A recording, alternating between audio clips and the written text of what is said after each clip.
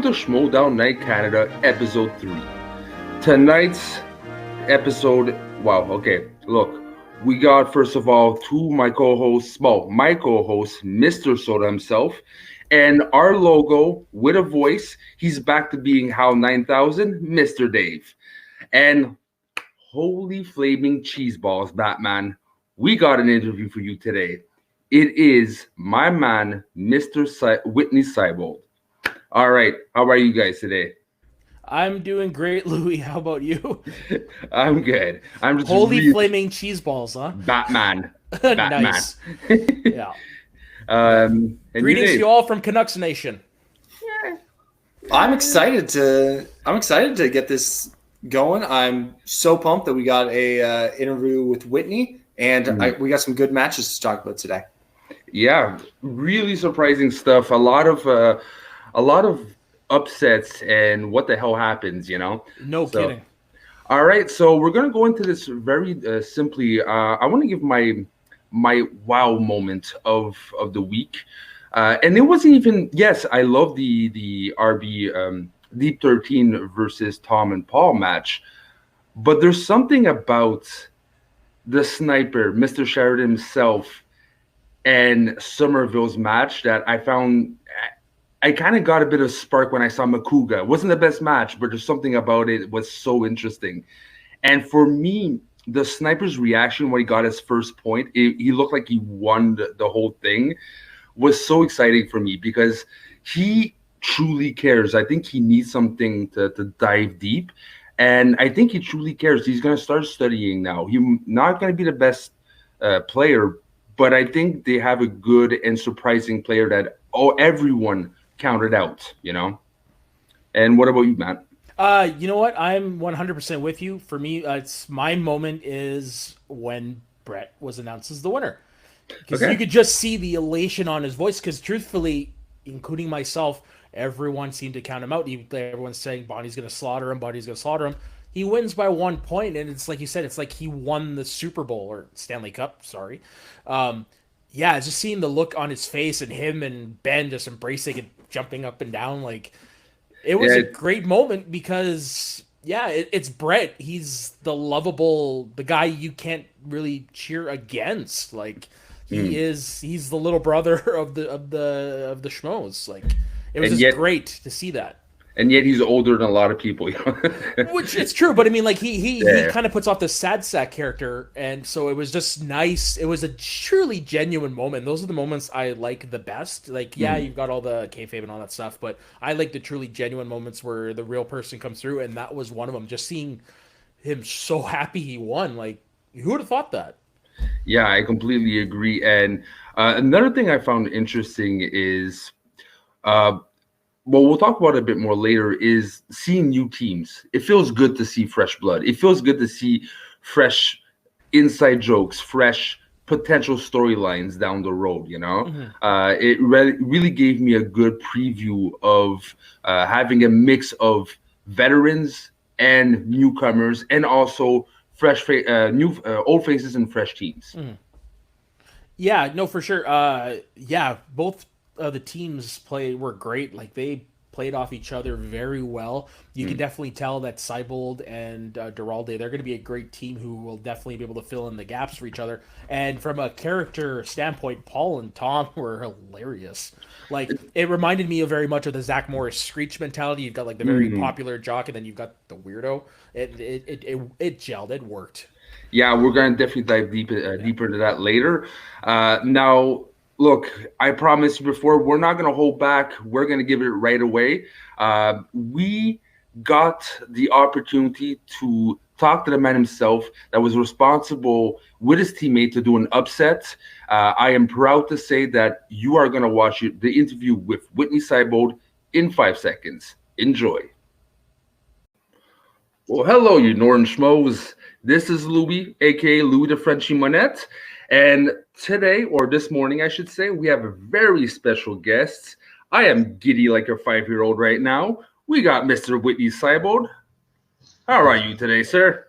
Good, thank you. Thank you for having me on. I thank you very much for accepting. We really are excited to have a bit more info and a bit more of your point of view on the Schmoedown with you. Let's go straight into it. This is your fourth season. What really keeps you wanting to play the Schmoedown? What drives you? Well, what first sort of brought me into the world of the Schmoedown was actually just people I knew. William Bibiani, my co-host on all of my podcasts, was already taking part in a lot of this stuff. I think a friend of his brought him in, but he told me about what he got to do on a Saturday, and he started mentioning all of these people in sort of the film critic and film journalism community that I already knew, that were kind of friends or just professional colleagues of mine. And I felt a little miffed that I was left out. So I just started making these really bold statements on the Schmoedown Facebook group, sort of logging in and saying, "Hey, whose butt do I have to kick around here?" That sort of blowhard stuff. And that was enough to get the producers' attention, and they brought me into the fold, and it was really nice. Where William and I could compete together, and they even let me compete on my own a couple times.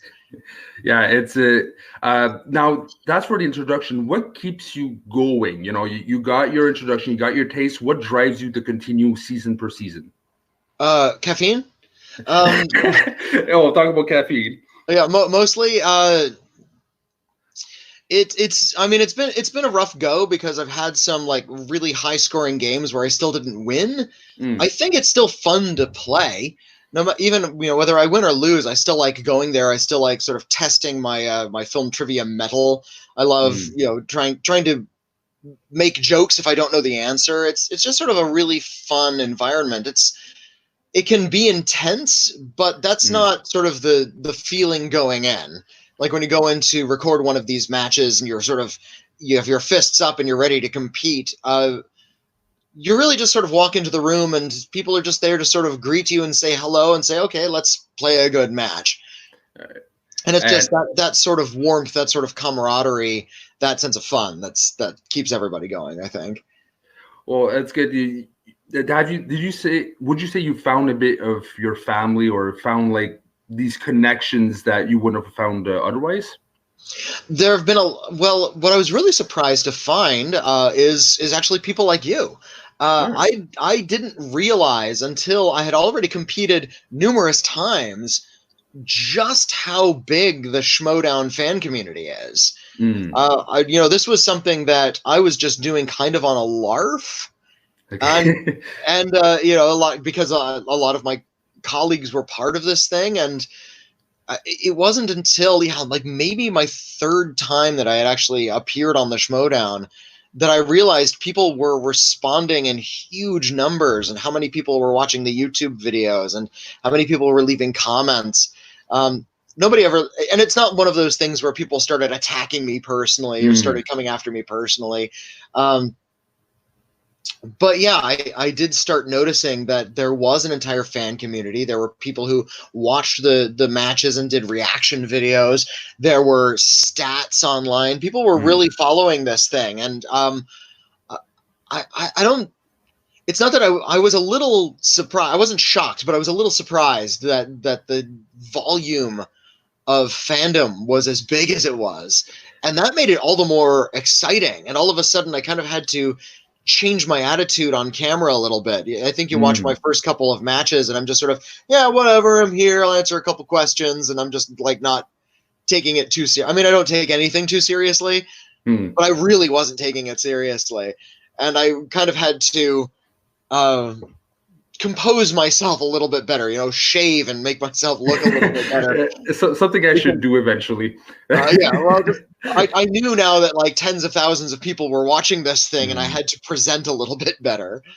And I gotta say, in Schmoes of the North, we have fantasy leagues. I participate in 3, and all 3 of my factions, you and the Raw, they are in it. So you for this season itself, you took it more seriously, but now this season is so much more competitive. And what is the different approach you're taking for this season itself? Well, my personal approach actually has to change depending on whom I'm paired up with. Okay. I've had 3 partners now on the Schmoedown. I started with William Bibiani. I think he and I are a good team, although I think William can handle it himself. He's a pretty good competitor on his own or whoever he's going to be with. I was with Mark. Mark knows his stuff, but I think we were just a little bit flummoxed by a few bad matches. And now I have Alonso, and Alonso is actually an old colleague of mine from the film critic community. He and I both have film podcasts. He's been in the game a lot longer than I have. He's a much better critic than I am, quite frankly. But it's been nice, kind of. It's like going into a match with your teacher. Alonso is really kind of, and he actually is a film professor, and he behaves like a film professor, when he's on camera. So yeah, it was kind of like going in with somebody that I knew his stuff, I knew was good for this match, but who I personally didn't want to disappoint. So, surely everybody has the experience. Any college student has the experience of meeting that one professor that they not necessarily love, but they do not want to make upset. You don't want it, not because they'll be mad, just because you want to impress them because they have very high standards. And that's what a good professor ought to do. I feel that way about Alonso. I feel like he's the partner that I don't want to let down. And so there's a lot of pressure on your shoulders. Is that pressure gone now since the first match is gone or done, or that pressure is still on your shoulders? Oh, the pressure is even higher. Okay. You win one match, that could be a fluke. Now we're under pressure to keep our streak alive. From what I understand, we've broken a couple brackets already. Nobody expected us to win our first match. Except for mine. For mine. Thank you for having faith in us. I appreciate that. But now the pressure is on. Now we're on people's radars, and we have to ensure that we stay that way. So the next team we go up against, whether it's easy or whether it's hard, now there's a little bit of pressure to win. The first time we're just sort of testing it out. Now now there's actually stakes. So the pressure is higher now. But you know what, 36 points, I don't think some might say that might be a fluke. I just say it's about time. I just say this is your season, and this is Duralde's season too. And it's not, I personally don't think it's a fluke. We shall see in time, but the proof is in the pudding, right? Now, talking about teams, let's go for singles. So you think you're going to concentrate also on singles, or you're going to put all your eggs in one basket in teams? Well, from what I only currently have plans to keep participating as a team. There's been no talk of me participating as a single again. I feel like my singles matches have all been completely disastrous, so it's not something I'm looking forward to doing again. But if it comes up, if there's an opportunity for me to compete as a single again, I'll take it. And why do you think you're more suited maybe to teams? What difference in dynamics in singles and teams do you think makes you a bit more suited for that league? Oh, well, I mean, it's twice as many brains, isn't it? I know a lot, but I feel like the kinds of questions they ask on the Schmoedown aren't always necessarily in my personal wheelhouse. Okay. I feel like a lot of the people, I assume the people who write the questions are about my age or a little younger, just by the nature of the questions they ask, and have grown up with a very common film viewing experience. Like they all watched a film like Die Hard at the same age. My experience was a little different. Even though I'm a film critic, I didn't see a lot of the big films growing up. I actually didn't get into film until I was maybe a teenager.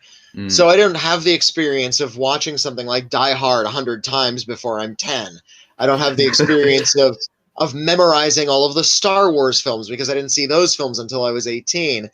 And I feel like teaming up with anybody who has like a little bit more of a common realm of film knowledge is good for me, because they're filling in a very natural gap that most people assume I have, but I actually don't.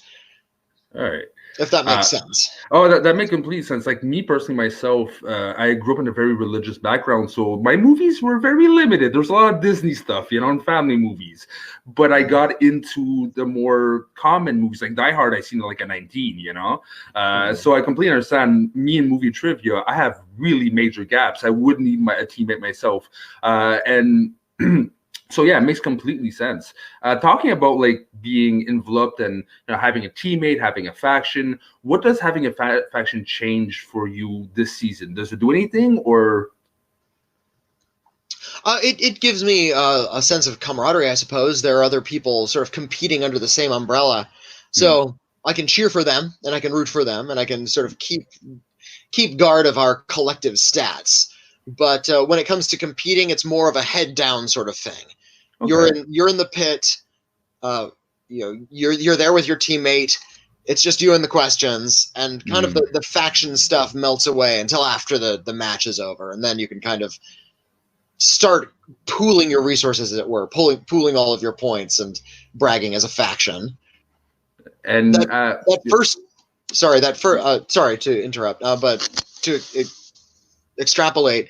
That first match we went up, we weren't talking with Robert Meyer Burnett at all. He actually wasn't doing a lot of managing. We just sort of were let out into the wild almost by ourselves. So we haven't had much of a chance to sort of regroup as a faction. I feel like we're building our powers first before we kind of see where we are as a personality. Okay, and what about the rookies on your team? Have you had a contact with the other competitors and not just Robert Meyer Burnett, or that's still forming eventually? It's still forming eventually.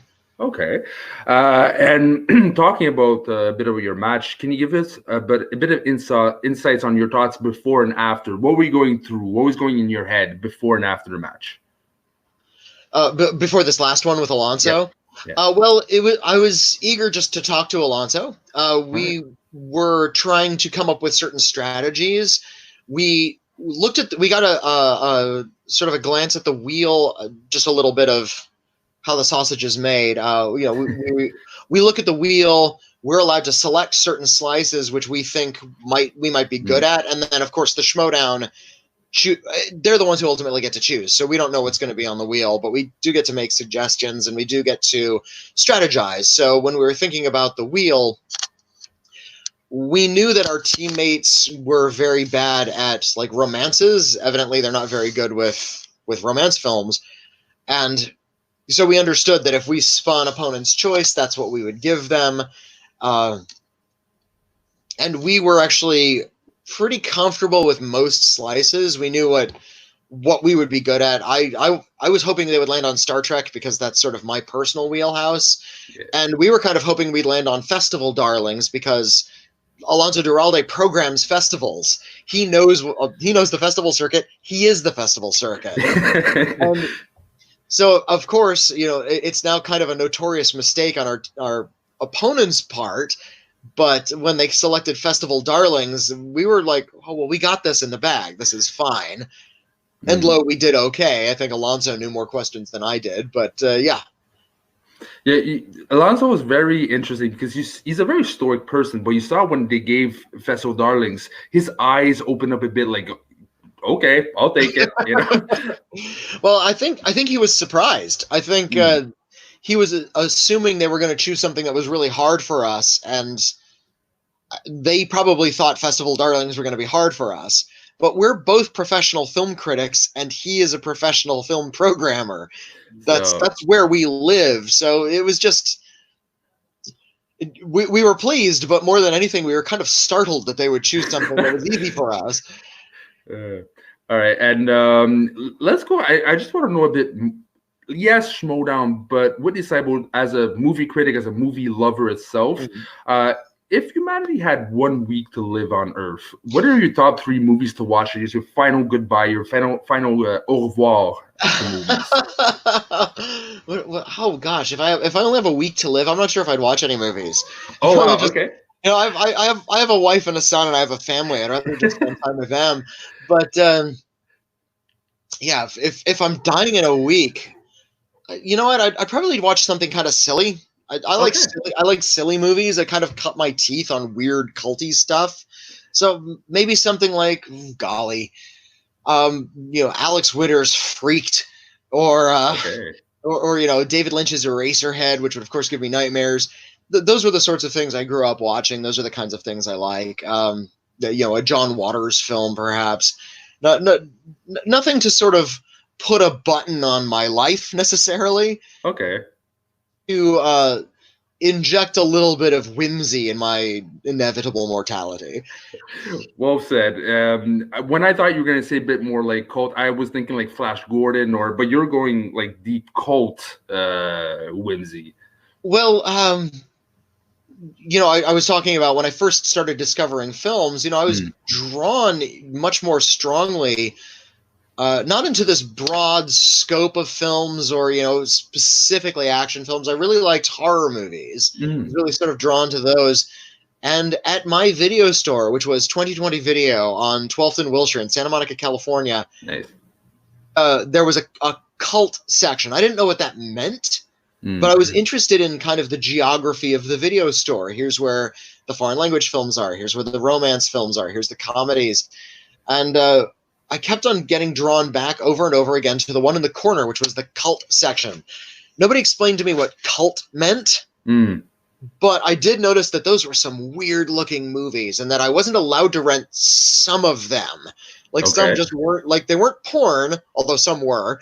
Like, Pink Flamingos has, live sex acts on camera. Okay. But yeah, like a lot of these films starred divine. I was drawn to this film called Eraserhead with this guy with the weird hair on the cover.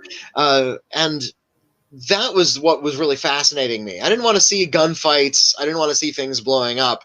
I wanted to see something I didn't understand. And so eventually I started, when I was old enough, started renting these cult movies. And when I got enough bravery, I started watching John Waters movies. A lot of these things I didn't understand. I didn't know what was going on, but I knew that cinema was capable of something strange. Yep. So on my end, I worked on a video club as well. And for me, my first cult, I don't know, you know him, is a French director, Godard. Jean-Luc Godard, absolutely. Yeah.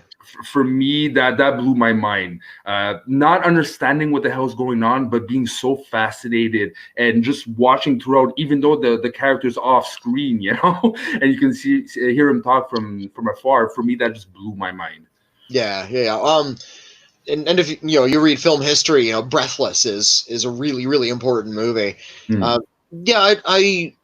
I didn't get into Godard until like later in college, when you start getting into the foreign art house stuff.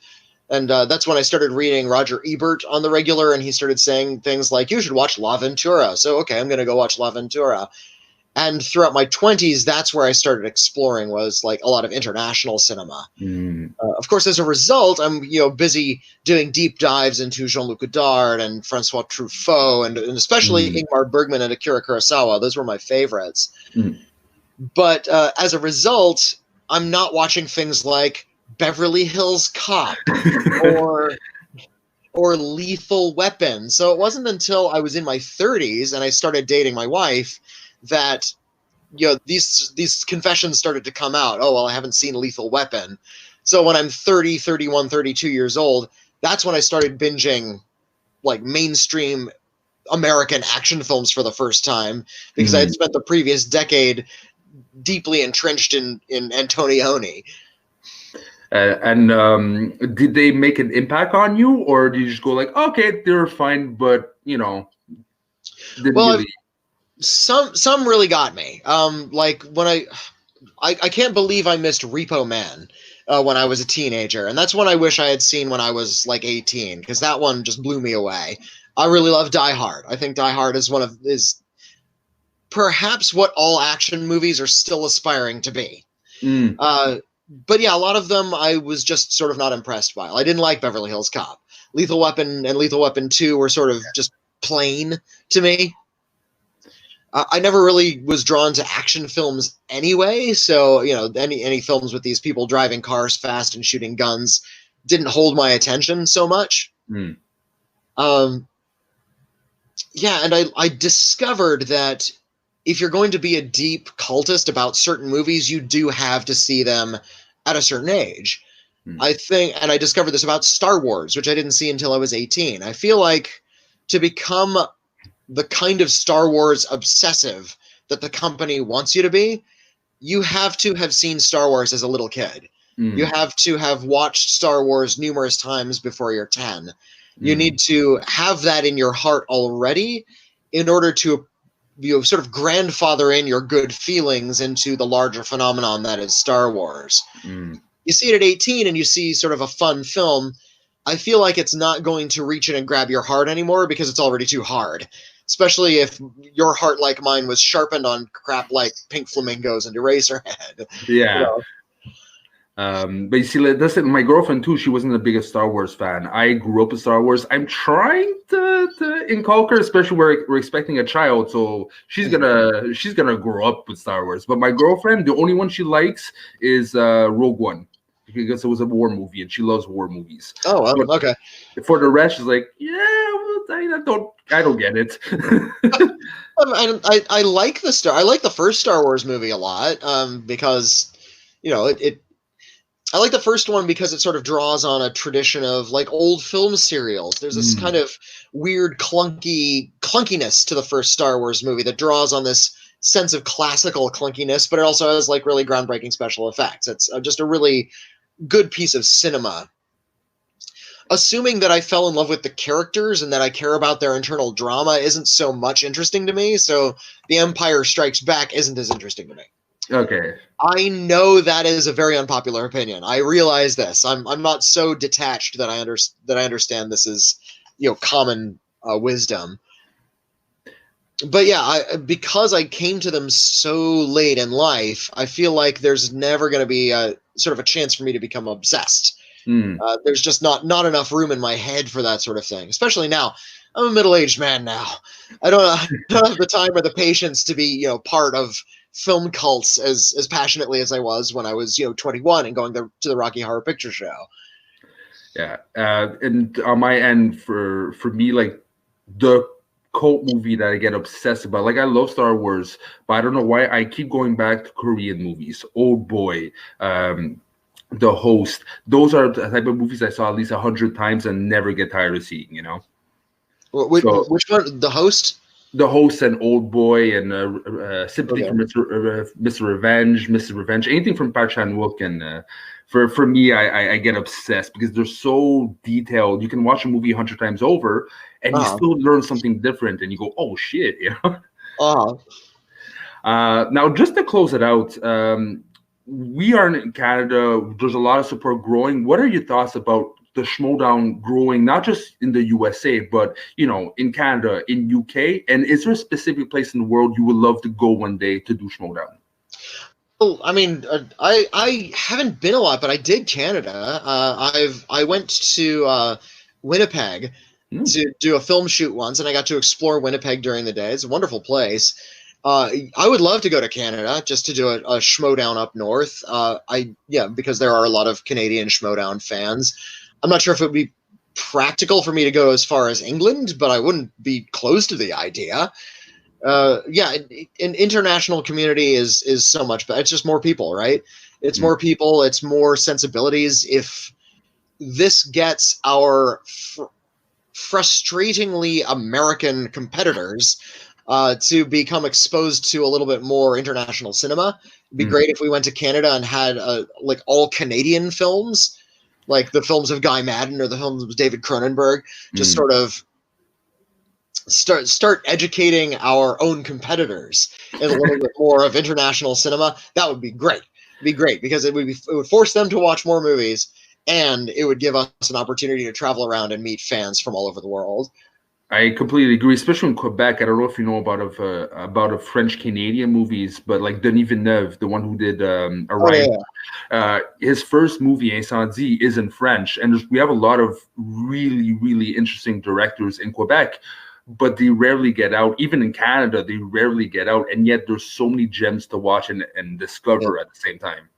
I think Quebecois films are just so hard to come by in America, and from what I understand, they're hard to come by outside of Quebec. Aren't from what I understand about Quebec, it's a little bit. It's like the province that has literal language police, from what I understand. Like there's some sort of public statute that a certain amount of public discourse has to be in French. Yeah. Which is actually something I admire, that they're hanging on to the French part of the culture. It gets annoying though. It really does. I'm sure it does. I mean, we're all annoyed with our own cultures. It's fine. I think, America has produced, jazz and peanut butter and all kinds of wonderful things. But, Americans as a lot are kind of an ignorant bunch. So you can be frustrated with, with Quebec, the lack of access to Quebecois film, but I would be happy to access Quebecois film, and I would love to see some more of those movies, and they're just really hard to find here in America. Yeah, so you can bet that if we go to Quebec, I would be in the hotel room just watching Quebecois TV all day. I'll bring you my own personal DVD set. I'll give it to you during your hotel stay, and you can watch them. All right. Well, this pretty much wraps it up. Thank you so much, Witney. This was really fun. Yeah, thank you for having me. I really appreciate it. I'm glad we could arrange this. Hey, and hope till maybe next time, sir. Till next time. All right, well, welcome back. Thank you very much again for your time, Witney. Is very appreciated, and we can't wait to get you back on this show to have an update of your season. That being said, let's go straight into it. We promise we're going to talk about the chemistries of the new teams, the old faces, new refreshing, envelopes. Let's start with Tom and Paul. I really love the way they mesh well in an odd way. I wasn't quite sure where they're going to go with it, but Paul Preston looks down to do anything, I love his ayahuasca, talking lizard comments and is he part of my imagination or not? And Tom just fits in, I can see what they're going for, and I completely love it. Yeah, no, for sure. They're definitely both. It is like I said, it's like the Zach Morris screech effect. But if you think about it, Paul, he may look like the bro, but he really is just as goofy as Tom, just in his own way. Like you said with the talking lizard comment, I laughed so hard when he said that. And I mean, like Dave just pointed out, Grace and Kate.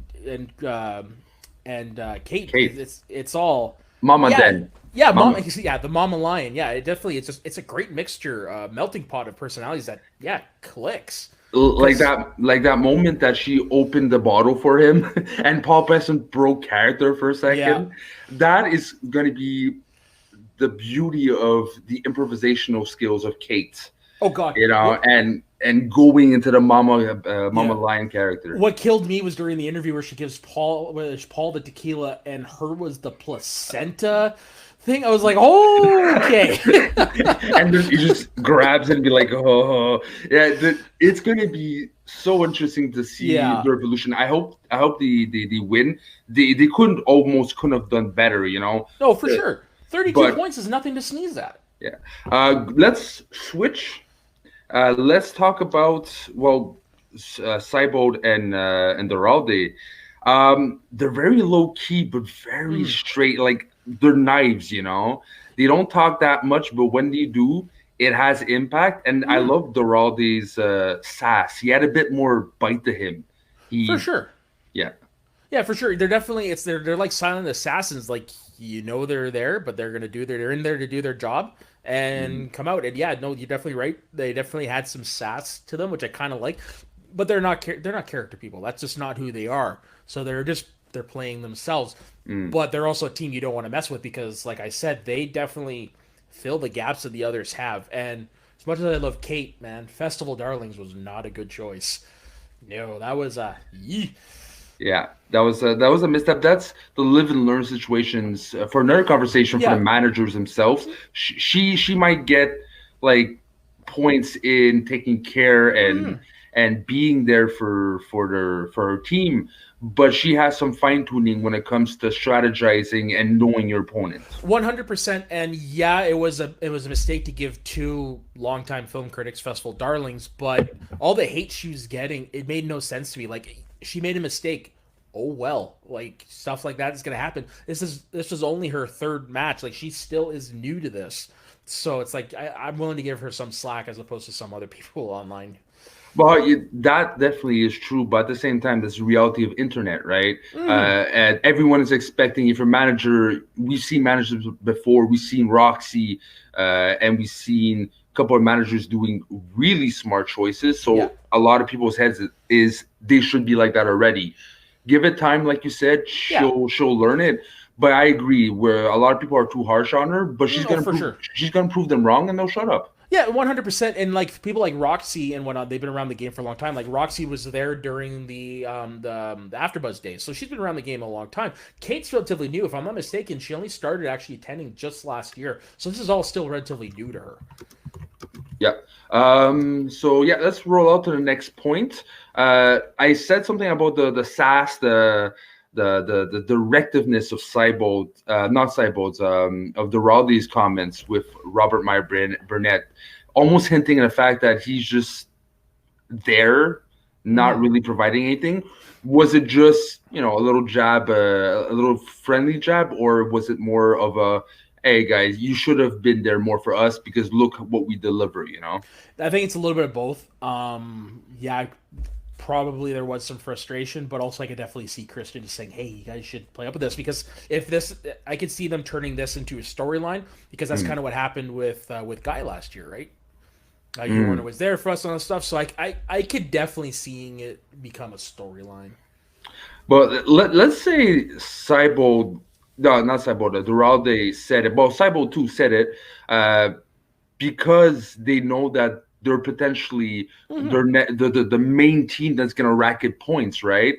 Do you think that RMB is going to wake up and say, at least I have to be present for them, or he's going to just do his own thing? I would hope so, because if he's just there to be there, then what the hell is he doing? Like he's got people he's got to manage now, so he definitely needs to be more involved. Now, the truth is we don't know just exactly how involved he really is behind the scenes, but yeah, no, if he wants to win this, he's definitely gonna have to step up his game, or at least appoint somebody to fill in as manager. Because I was surprised that he didn't do that. Because all the other teams, I believe, if I'm not mistaken, have somebody who can step in if the manager is not there. Yeah, exactly. There might be some structured things that Robert Meyer Burnett must implement to make sure that if he's not there, well, they have the backup resource, like you said. Yeah, for sure. He needs to be the better captain, so to speak. Yeah, when that being said, all we know, he might be already having his choices, and it's already done. So that's one thing we have to keep an eye for. Yeah. How structurally does he does the faction? Does he follow a bit the structure of others, or does he do his own thing? Yeah, he's probably going to do his own thing. I wouldn't be surprised. But you know what? You never know. Like, especially Seibold and Duralde, I have a feeling that they proved it, and they're going to continue proving it, and they might have some say. That I think that's going to be one of the factors in the structure of a faction. Is your top players, depending on their leeway, they're going to help you construct it a certain way. Does he do it? And Duralde sounds like somebody who's not going to take any guff. And I mean, for their first match, they tied the old team's record. Like, wow. Yeah, and not just any against anyone, because they were favorites because they're so impressive, and it's kind of unfair for Duralde and Seibold. But you got to admit, there was a reason too that a lot of hype was behind them, because they're both players with very high percentage. Combined together, that could be an explosion. So, yeah. And also, like, we saw way more of Tom and Paul last year than we definitely did of Duralde and Seibold, who, yes, have been around a long time, but they haven't really been able to play in many matches for scheduling reasons or whatever. So I think that's probably played into the favorite part, is that we are more familiar with how well Tom and Paul have been playing, because we saw them quite a bit last year. Yeah, exactly. And is there anything else that you realized during the match, certain little hints or anything of notice when it came to those matches? To that particular one, there is one, because like I was saying to Dave before we went on air, just for circumstances, I wasn't able to watch a lot last year, so it was actually my first time seeing Tom and Paul play ever. And I know it's his character, but I'm kind of worried that if he takes too long to answer a question, he's going to run out of time. Like, I don't know if that's actually on purpose, like part of his character or what, but there was a moment there I was like, oh crap, he's going to run out of time. Like, I think everything's calculated with that kid. Okay. I really think he's mastered his character from day one, and he's only going to get better. Okay. There's certain answers he gave, like I forgot which ones, but there's sometimes he just spat out a couple of things that he doesn't say often much, but when he does, it's because it's a haha moment, and I don't know. I really believe that it won't backfire on him. Oh, for sure. Like I said, I have all the confidence in the world, and Tom, it's just for that moment I was like, oh shit. Yeah. All right. Now we're going to turn to Dave. I wanted to know a bit about his perspective. You might not know this, all y'all, but Dave is a stats guy. He dreams of numbers. He wakes up. He screams number 9 and 40. So we want to have a bit of input on numbers and what he thought was interesting this week. Go ahead, Dave. So in terms of the stats, I've actually spent most of our time on air trying to figure out where the team's record was set at 36 originally. I'm still trying to scrub back through and find that. But Witney, fun fact, was part of a losing team in the 2018 season that set the points record before this at 35 points. So he is consistently being on teams that are playing mid to low 30 points. It's good to see him on a winning side of that eventually now. Yeah.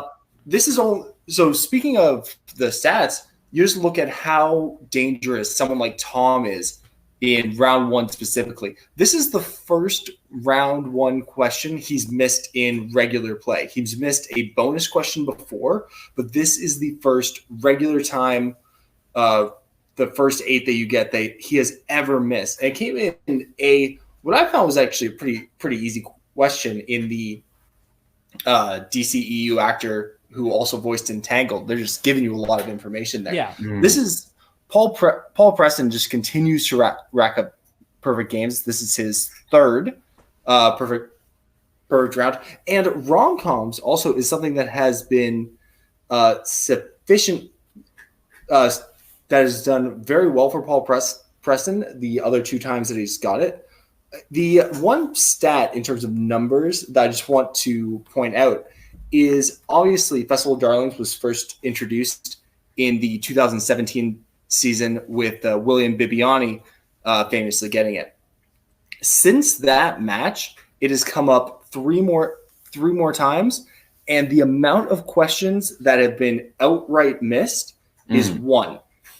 Really? They talked about retooling the category a lot after this, but Festival of Darlings has become what could be, especially for a lot of these old school guys like the Witneys, like the Giraldes, the McQueenies of the world. This could be a gold mine of opportunity because it still has that stigma and that scare from that first match. It's a type of category that I don't think is going to be put in automatically as one of the default ones. But if that's your strength, and people make it their strength, yeah, for sure we're going to see them more often. Yeah, you're definitely going to see a lot more often with people who definitely do that for a living. Like, I wouldn't be surprised if Kroll has that on his on there or not, or Bush. I could see it actually more likely with Bush, but she's doing IG, right? To be honest, I have a complete blank on Bush. I believe so, yes. Okay. And sorry, Dave, to continue, I just wanted to plug in my thoughts, but to continue, is there anything else or just continue your thoughts? Just one last thing. This is the 3rd highest combined points total of all time with 68 points scored. The highest score, I just set my phone, was 72 is the highest points total. Let me guess, above the line Patriots. Well, technically, I don't count the Iron Man match. Yeah, I'm not counting the Iron Man match. Oh, okay. No, it was actually Take the Cannoli versus the Self-Righteous Brothers, Witney Seibold again. Really? And you see, that is interesting. he had such a bad break in the other ones because it's so true. He really knows how to stack up points. Yeah, it's just he's been saddled with unfortunate teams. It's disappointing the Howling him and critically acclaimed didn't go further. Yeah, yeah. They put them with a manager. They would have done exactly what Doral and Seibold is doing with D13. You know. Yeah, well, they had a manager, but it was Well, Ricky. So yeah. Well, manager, not presence of a human being. Yeah. Yeah. But oh yeah. So okay, good. Now that being said, I think you were done, Dave. Yeah, I'm all good. If you need any more numbers, let me know. Thank you, Hal 9000. All right. That being said, we're gonna go now to we got two special correspondents for you today. Now, the first one will be Mr. Rob Clark himself from our Facebook page. And again, if you're not already subscribed, please go on it on Schmoes of the North Facebook page and also this YouTube page. We've looked at the stats, and more than 50% of you watching are not subscribed. Please go ahead, subscribe, don't miss a thing. So, Rob Clark, you are next. And as well, we got Mr. Carr with his prediction, with his thoughts with Somerville and also Sheridan. Go ahead, guys. Hi, everyone. Rob the Snark from Winnipeg. A couple of thoughts about Deep 13 versus Tom and Paul. Terrific match. Two perfect first rounds. A total of 68 points scored, a record-tying 36 points by Deep 13. Both teams spinning opponent's choice. Now, of course, everyone's going to think back to the controversy of picking Festival Darlings for Deep 13, but the way I see it, Kate's a rookie in the league. Tom's recently split from Video Drew. Video Drew has a terrific mind for the game. Tom is more of the brains, I guess. And Paul Preston is clearly still tripping balls from ayahuasca. Fantastic start to the season for both teams. I really think they'll both do well, especially come tournament time, especially with a little more game practice. So hopefully this won't be the last we see of Tom and Paul. All right, thanks. Bye. So, my thoughts on the match. Before it started, I thought, hey, this is going to be entertaining and Brett's going to get owned. Bonnie, she's an actress. She did very well in her first few matches in the Schmoedown. She lost to Makuga. Entertaining match. It was the first season, so different rules. Her second match against the Machine, very tight match. She messed up on that walk to remember question. It was sudden death too, so it could have gone either way, obviously, when it comes to sudden death. So coming into this match, I thought she would just dominate Brett, but Brett would just be entertaining, like everyone thought. So it was first. It was like, oh yeah, it's gonna be funny. It was at the beginning, and then Bonnie started missing a lot. Brett started missing a lot. You saw in the first round that they were both using JT rules repeats. Bonnie used it all in the first round. They scored very low. I think it was 3 or 4 all. 3 for Bonnie, 4 for Brett at the beginning. At the end of the second, it was 8-8 tie. It was so surprising coming to the third round. Bonnie missed, I think 2 over 3 questions, and Brett got 1, but that propelled him to get an 11 point finish. Thought Brett was super nervous. You could tell his body language. Like after every question, he had to drink water. As a guy who gets, not recently, but like before university, I was a pretty nervous guy. I was confident in certain situations, like the club, because that's like my element, dancing and looking good. But anyways, Brett really came through. He scored 11 points. I mean, against other competitors, that looks very bad. But I mean, with people at his level like Bonnie and certain newbies that are just no offense, there just for entertainment. Like maybe he could beat Makuga. We'll see. um, yeah, Brett. I didn't like him at first when he first joined the Schmoes, but then he really grew on me with his story in Hollywood, his family. You really get to love the guy when you watch him on SEN now. He's one of the people that I can't. It's hard to not. It's hard to watch SEN live without him. I think him, Harloff, and Kate should be mainstays, and but you know, scheduling wise, you can't have them all on this every episode. But you know, great match. Looking forward to the next match. I will improve this stream because I just discovered it today. So those are my thoughts. Good match, entertaining match, like I thought. And I hope to see Brett more often because he's a really funny guy and he's lovable. And there you go. Thanks. These are my thoughts. My first stream. I'm going to be streaming my my Twitch gaming stuff soon because now that I figured that Gold Light Stream can do a lot of things without me having to get a PlayStation camera, I'm going to start upping my streams more often. Stay tuned. I'll be posting. And All right, thank you so much, guys. And again, do not forget to subscribe to Car's podcast. He is an excellent podcaster. I've been listening to him recently, and I like his stuff. He talks about everything, and I'll be on his show very soon, by the way, if you want to do a little plug. Right on. Yes, we're going to talk about being a daddy. How does that impact my future thoughts of life, you know? And obviously Schmoedown, because it's Schmoedown. Yeah, for sure. You're going to have to send me a link to his podcast so I can actually listen to that. Definitely will. Actually, I already did. Haha. Oh, yeah, you did. Sorry, been a busy day.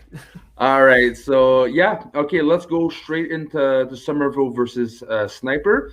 We're not going to go too much into the stats because, you know, to be honest, they're C leaguers, and that's definitely nothing wrong with being a C leaguer. That's Makuga, that's Dewberry, that's the real rejects. You need those guys because, you know, you can't always have superstars like John Cena and The Rock. You need, to be honest, I need help with that. They're the novelty acts. They're the Coco Bewares. They're the Midians. They're the Blue Meanie. They're the insane, not the Insane Clown Posse, the Oddities. Like, that's what they are. They are the novelty acts you put out for a show. They're the warm up. Yeah, and warm up in a good way too, because you need to laugh at, because there's a lot of stressful moments in the championship. You need that release, you know, right before. Oh, Brett had me laughing so hard during this match. And Somerville I liked her, but she seemed nervous. Like, there's a lot of pressure on her. I think she wanted to do well, but for sure. Well, yeah, everyone was saying, you know, she's gonna wipe the floor with Brett, but is she gonna show up? Like, yeah, no, you're definitely not wrong. There definitely seemed to be a lot of pressure. Now, I was just wondering if part of that was her character, because she's becoming a heel now. She's the smoke show. She's no longer a Sunshine. Yeah, but I didn't find it worked. In my opinion, there's some fine tuning, and maybe that fine tuning, again, we don't know how Robert Meyer Burnett's going to structure his team, but I think you said there was an exchange, right? Yeah, so it was announced yesterday on the rundown that the Corruption traded Bonnie Somerville after the match to the Burning Droogs for Claudia Dolph, straight up. So, which was a little interesting. The Corruption would dump a player right after one match, but... Well, it's either, we don't know how the Queen works, right? We're gonna see how she plays, if she's an instant trader with gut instinct, or there's an actual real reason behind it. But maybe both of them saw opportunity that they have someone to form Somerville for R&B. I don't know who yet, but maybe someone could put her under her tutelage and build their character, you know? Yeah, maybe. It's just, I don't know, it just seemed like a weird trade to me. Sometimes I don't really know what's going on with R&B, but hey, we still got a full season. And now to Sheridan, the Sniper, Whew, like we said before, him jumping down, Yeah. just getting a point, and then bam to him winning. He wouldn't have bet on himself. You No, know? for sure. Yeah, no, it was like watching a kid find out he just won the candy giveaway. Like it was amazing. Like, yeah, he was just so funny, on point. You could tell he was taking it as seriously as he could. And now Yeah. that he's won, he's going to take it even more seriously. But one of the line that probably made me laugh the most was during the interview when Kate turns to him, is like, "Are you afraid?" He's like, "No, I'm terrified." And then he says something to his opponent, and Kate is like, "Stop helping him."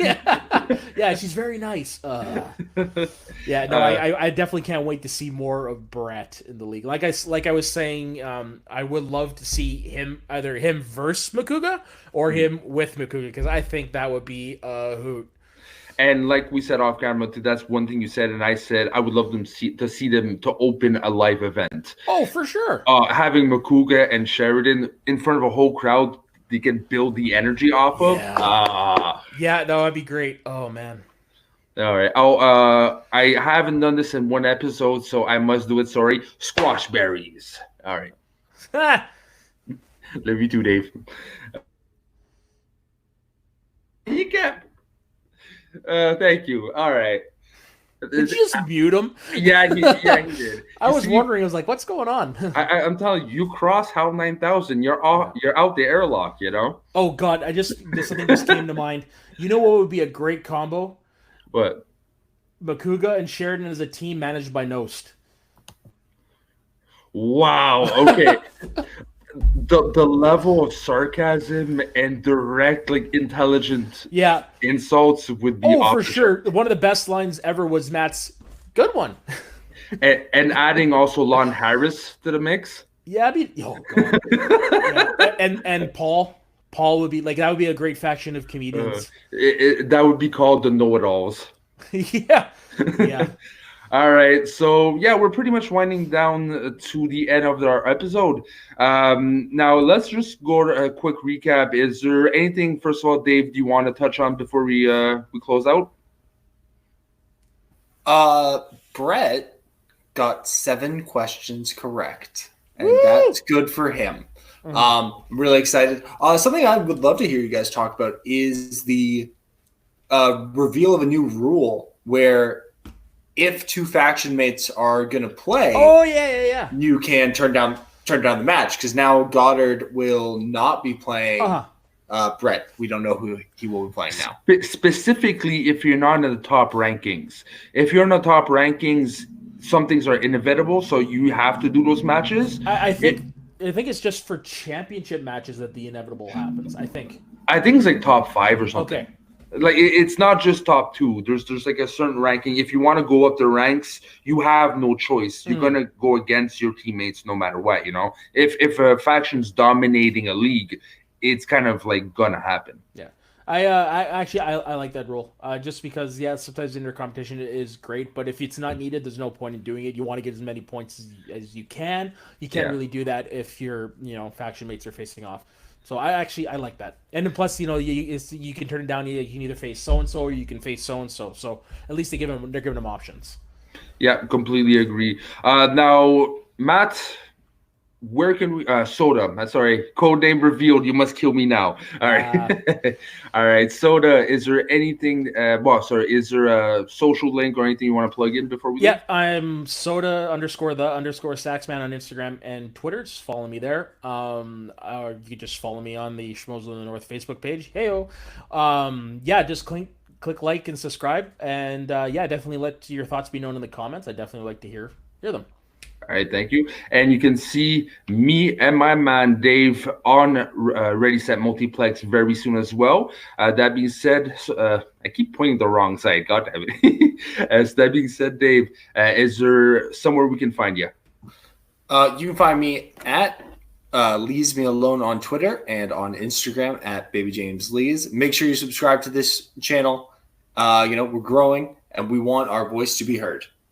Yeah, I completely agree. We are growing. We're up to 119. We're doing actually an expansion of moderators. If anyone's listening to this, we're definitely interested in having more people getting involved. So let me know. And you can find me as usual nowhere because humans are fun. My alone time is better. All right. So that being said, thank you very much for listening to this video, and you have a wonderful day. Bye. All right.